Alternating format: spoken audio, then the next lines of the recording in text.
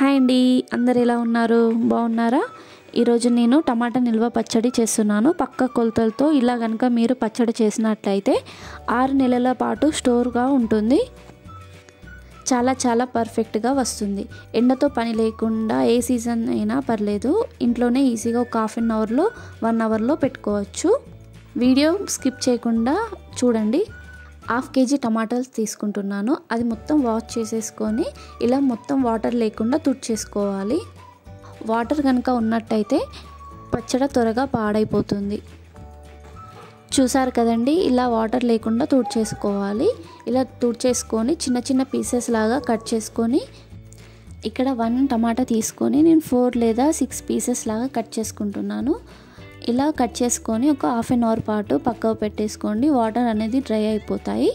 ఇక్కడ నేను 1/2 kg టమాటా గురించి ఇందులో చెప్తున్నాను.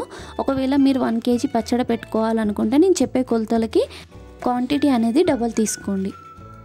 స్టవ్ పైన బ్యాండీ పెట్టేసుకొని ఆయిల్ లేకుండా టమాటాలు వేసేసుకోవాలి. 40 grams చింతపండు తీసుకుంటున్నానండి.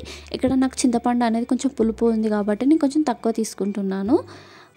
ఇక్కడ నేను కొత్త చింతపండు వాడుతున్నాను. కొత్త చింతపండు వాడడం ఎందుకంటే పచ్చళ్ళకి కొత్త చింతపండు వాడితే ఇంకెక్కువ రోజులు నిల్వ ఉంటుంది. ఒక 5 to 10 minutes మూత పెట్టేసుకొని తీసినాక మళ్ళీ మూత పెట్టడం అవసరం లేదండి. ఇలా కలుపుకోవాలండి 5 to 10 minutes దాకా. ఇలా టమాటా అంతా దగ్గరికి వచ్చే వరకు కలుపుకోవాలి. ఇప్పుడు స్టవ్ ఆఫ్ చేసేసుకొని ఇలా మొత్తం కంప్లీట్గా చల్లారినాకనే మిక్సీ జార్లో వేసేసుకోవాలి. ఇక్కడ జార్ అనేది తడిగా లేకుండా చూసుకోండి. ఎందుకంటే నిల్వ పచ్చడికి వాటర్ అనేది ఉంటే త్వరగా పచ్చడి అనేది పాడైపోతుంది. ఈ పచ్చడి అంతా ఇప్పుడు ఇందులో ట్రాన్స్ఫర్ చేసేసుకుందాము. ఇక్కడ నేను 40 grams వెల్లుల్లి తీసుకుంటున్నాను. 50 grams కారపొడి తీసుకుంటున్నాను. ఇది కారం ఉంటుందండి. 25 grams సాల్ట్ వేసుకుంటున్నాను.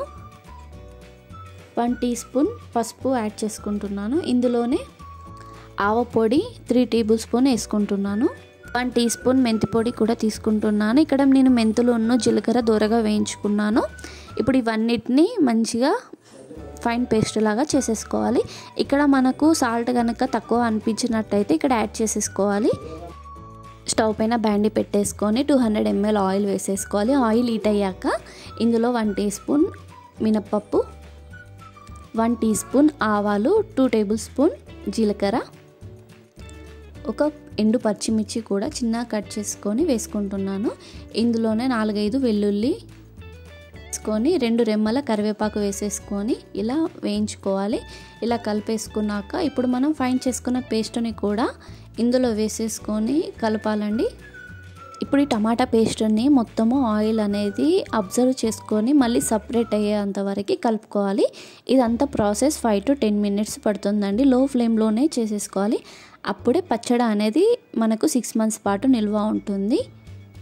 టేస్ట్ అనేది చాలా బాగుంటుందండి. పర్ఫెక్ట్గా వస్తుంది. నేను ఇప్పుడు చెప్పిన కొలతలతో చేసుకున్నట్టయితే మీకు సీజన్తో పని లేకుండా ఎప్పుడంటే అప్పుడు ఇన్స్టెంట్గా ఈ పచ్చడి చేసుకోవచ్చండి. చాలా ఈజీ అండి.